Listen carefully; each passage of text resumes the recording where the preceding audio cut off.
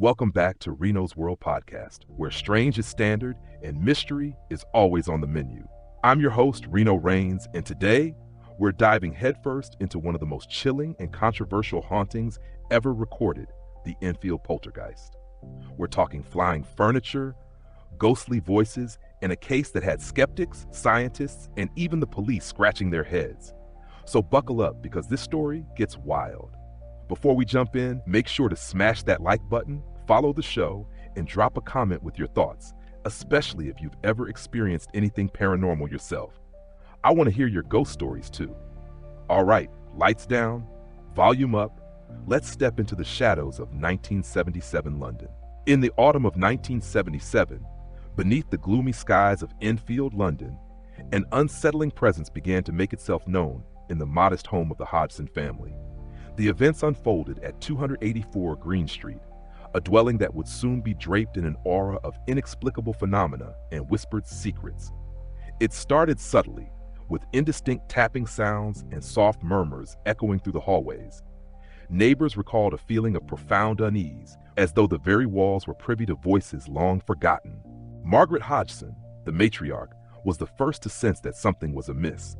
Late one evening, as she sat in the dim glow of a single lamp, she noticed a persistent rhythmic knocking emanating from the living room. Bravely, yet with mounting trepidation, she stepped into the corridor, only to witness objects shifting positions without explanation. A teapot abandoned on the sideboard, a chair tipped seemingly by an unseen hand. The disturbance was subtle at first, almost as if the house itself were trying to communicate. As the days progressed, the disturbances grew bolder. Janet Hodgson, one of Margaret's daughters, became the central figure in what would soon be known as the Enfield Poltergeist case. It was Janet's account of disembodied voices, conversing in hushed, urgent tones, that sparked the first flames of panic.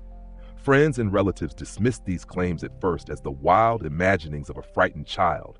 However, the evidence could not be so easily dismissed. Items levitated, doorways slammed shut, and inexplicable cold drafts swept through the rooms on still nights. Mysterious knocks on walls and eerie sounds that defied explanation became a nightly ritual.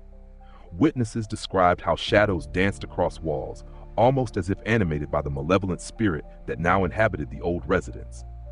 The energy in the home was palpable. Even visitors found themselves pausing, instinctively pressed against the walls, as if to hide from an unseen gaze. A pattern emerged.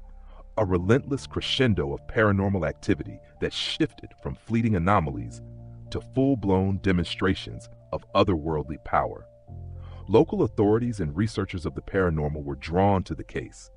They documented every phenomenon, the subtle movement of furniture without contact, the clatter of objects that had long lain dormant in forgotten corners, and, most shockingly, the chilling voices that recounted sinister messages during the twilight hours.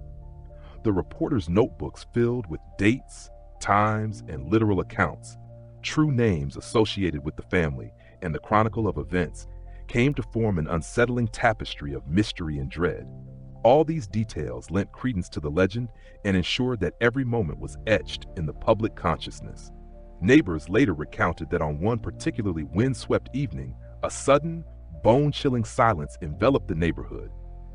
In that oppressive quiet, a series of rapid yet deliberate knocks echoed from within the walls of the Hodgson home. Some described these sounds as an urgent call, a plea from the very depths of the house. It was as if the structure itself was caught in a struggle, torn between realms of existence.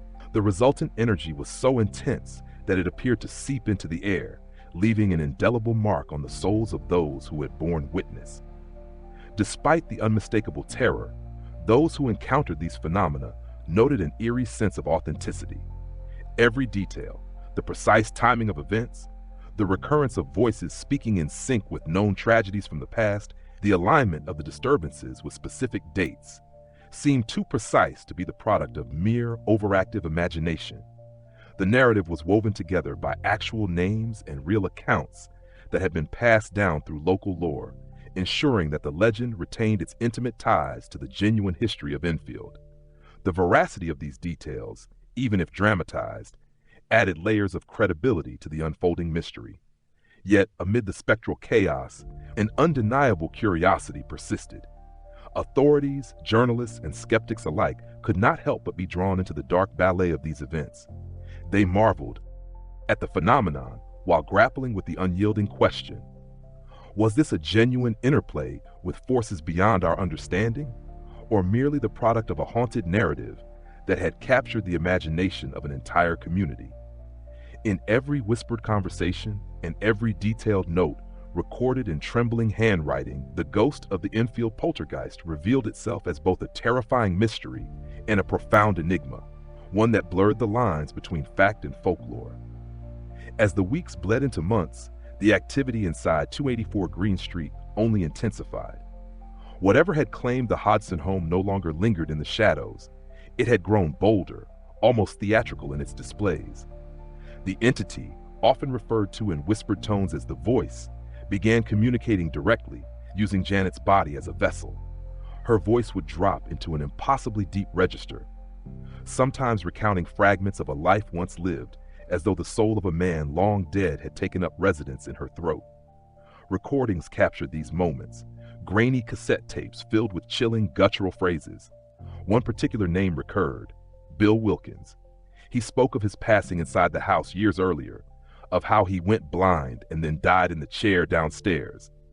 The press seized upon this, and when researchers verified that a man by that name had in fact passed in those very circumstances, public interest exploded.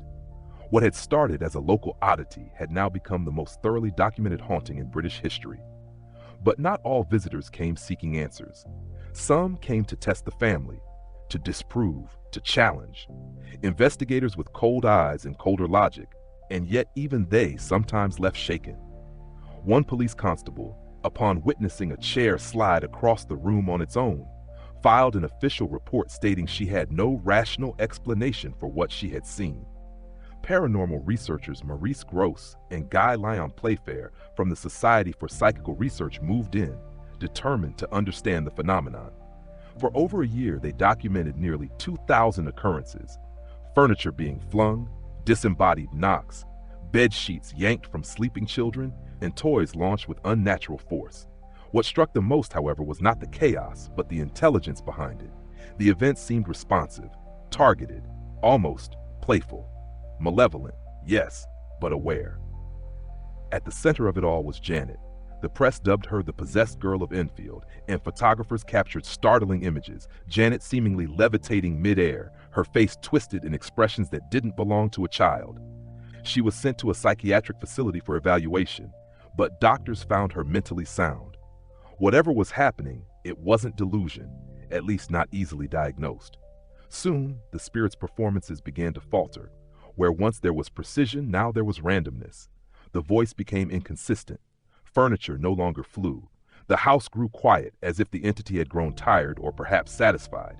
By 1979, the disturbances faded entirely, leaving behind a family traumatized, a neighborhood forever marked, and a story that refused to die. Even today, decades later, researchers, filmmakers, and skeptics revisit the case of the Enfield Poltergeist. It continues to inspire documentaries, dramatizations, and debate. Some say the children faked it. Others insist no hoax could be so consistent, so profoundly convincing across hundreds of hours of documented activity. Critical analysis. The Enfield Poltergeist case remains one of the most scrutinized paranormal investigations in modern history.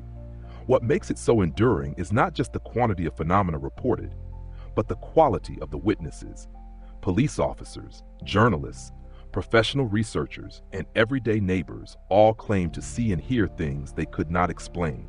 The inclusion of the name Bill Wilkins, which Janet reportedly could not have known prior, adds a layer of eerie credibility.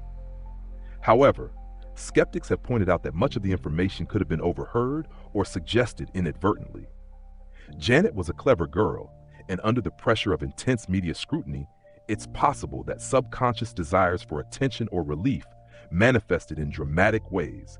Critics also note that the most intense phenomena occurred when only the children were present. There were even moments when Janet admitted to fabricating small events, such as bending spoons or knocking on walls. However, she and her family maintained that these were isolated incidents done out of desperation when the real phenomena stopped, almost as if they had become addicted to the attention or felt obligated to keep the story alive. And yet, the photographs, the voice recordings, the reports from skeptical investigators who left visibly shaken. It's difficult to dismiss everything. Perhaps the truth lies in between, a blend of real, unexplained events magnified by emotional trauma, fear, and media frenzy. In the end, the Enfield Poltergeist legend persists because it taps into something primal, the fear that our homes, our safe places, can become prisons to the unknown, that the past does not always rest, and that, under the right conditions, something other might come through. So was it real? If judged solely by first-hand accounts, physical evidence, and sheer consistency, the Enfield case remains one of the strongest arguments in favor of true paranormal activity. But once filtered through the lens of critical analysis, acknowledging human error, suggestion, and the hunger for attention, the haunting begins to blur.